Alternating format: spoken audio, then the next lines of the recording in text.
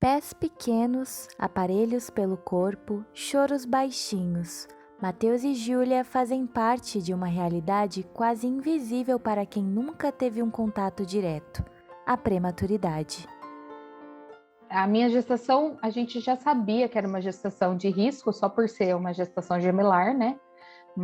E desde o começo da minha gestação eu tive algumas complicações, né? Eu tive um hematoma, eu precisei ficar de repouso, mas realmente o grande complicador foi quando eu tive o diagnóstico de pré-eclâmpsia. Flávia, mãe dos gêmeos e do Pedro, de quase 2 anos, está em casa com o pequeno Mateus, enquanto a Júlia se desenvolve na ala neonatal da maternidade onde nasceu. Eu fiquei 60 dias internada, né? A gente entrou no hospital estava com 25 para 26 semanas, né? A Júlia já tinha no ultrassom um diagnóstico de restrição de crescimento e ela tinha menos de 600 gramas quando a gente internou.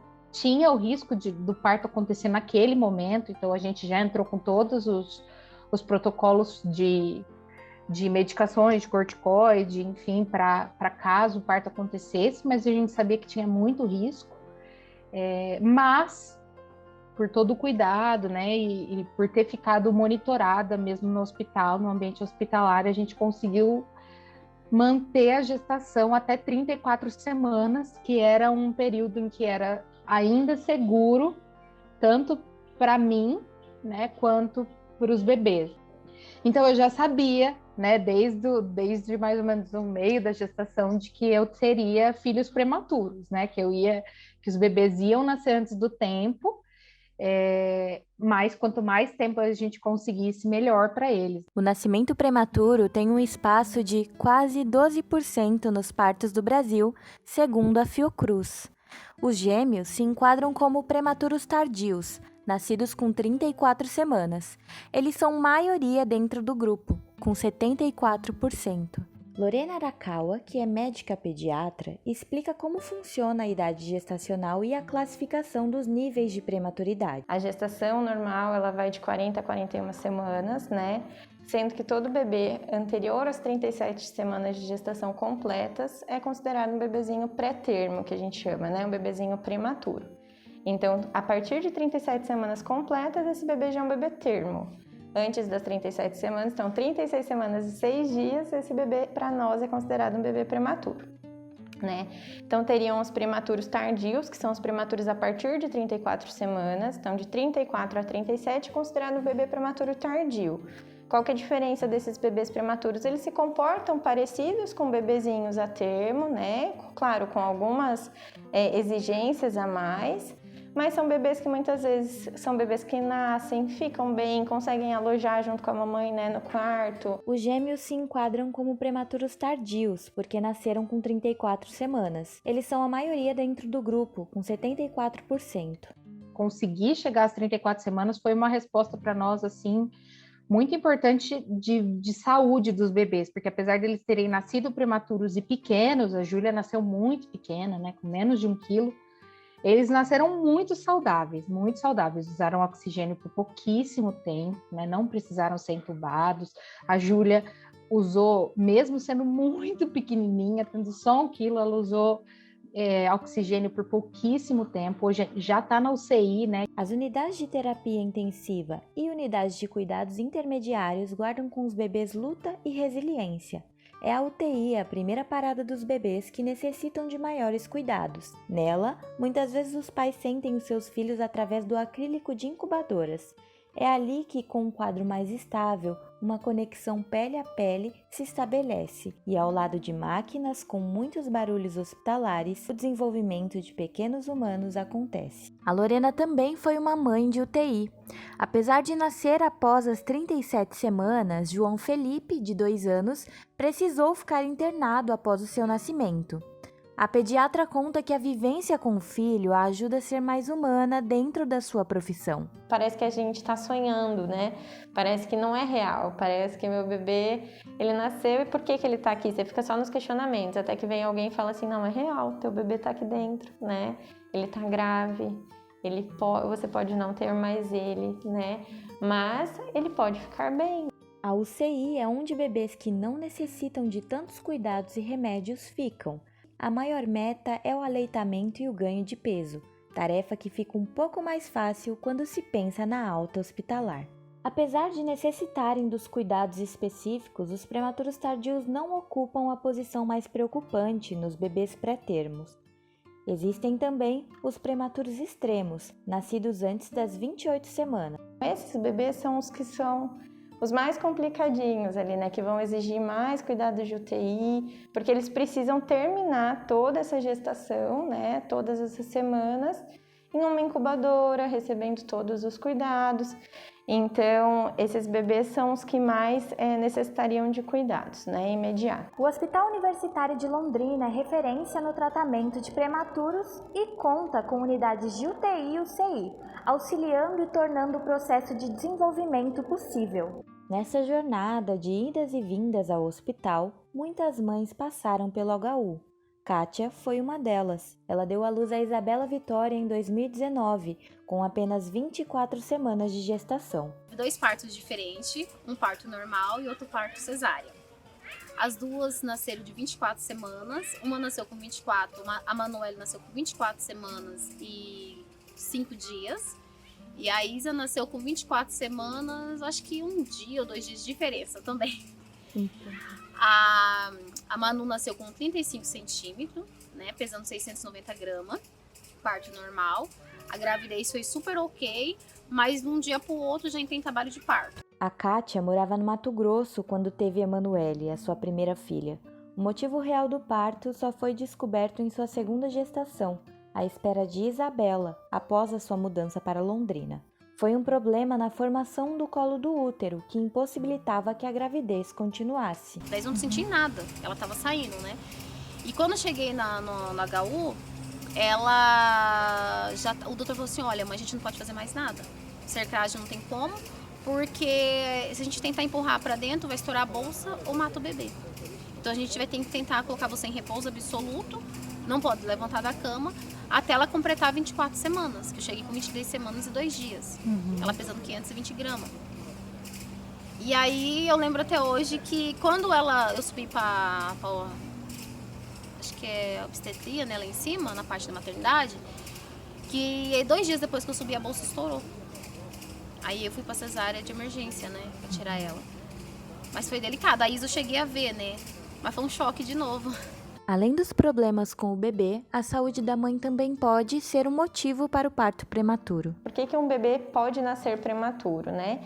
Ele pode nascer prematuro seja por um problema materno, então a mãe tem algum problema, alguma comorbidade, né?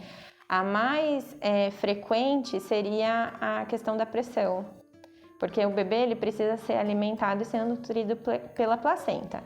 E quando a mãe tem a pressão alta, né, muitas vezes essa placenta ela vai ter uma insuficiência placentária. Então, falta o oxigênio, faltam os nutrientes necessários para esse bebê se desenvolver. Então, mamães que têm problemas de saúde, elas vão ser monitorizadas, né, num pré-natal de alto risco. E quando tem um pré-natal de alto risco, logo também tem maior risco desse bebê nascer prematuro. Esperado ou não, o parto prematuro chega acompanhado de um choque. O tamanho das crianças.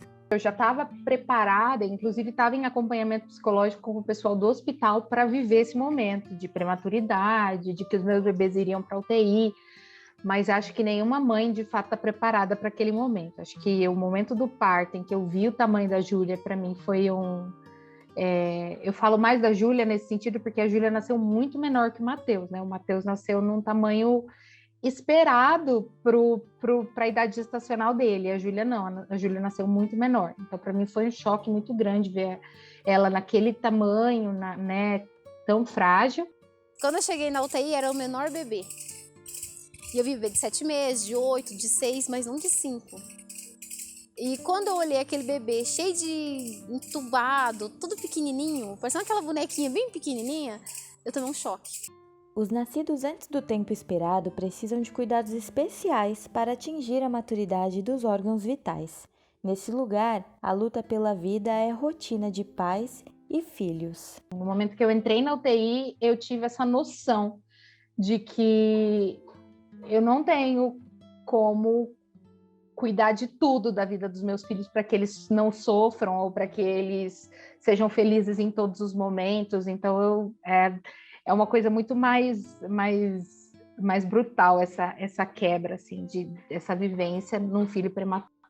Os corredores da ala neonatal trazem consigo esperança e angústia ao mesmo tempo. Uma das maiores dificuldades das mães de prematuros é a amamentação.